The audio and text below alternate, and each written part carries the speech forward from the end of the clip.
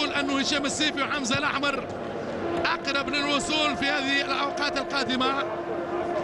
في جنوب أفريقيا في 2014 أقيمت الشانة الثالثة وهذه كرة صابر خليفة يغير تعدي الكرة ممتازة بن عمر جول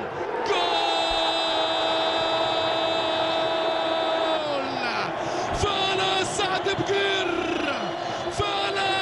القدير. يا سعد اللي عنده سعد هو سعد بقير، هو السعد القدير.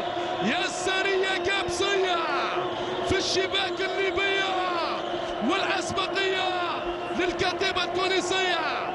نار سعد بقير في البداية وأجمل هدية ساحلية محمد آمين بن عمر بالكرة الذهبية لليسارية القابسية.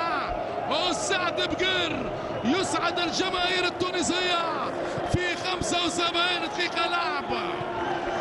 أول سيناريو بالبديل سعد القدير في هذه الأوقات أجمل اللحظات. إذا تتغير النتيجة مشاهدينا الكرام.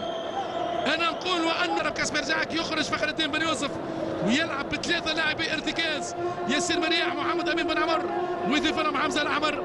سنتابع قرارات الثنائي كاسبر جاك وحاتم البيساوي.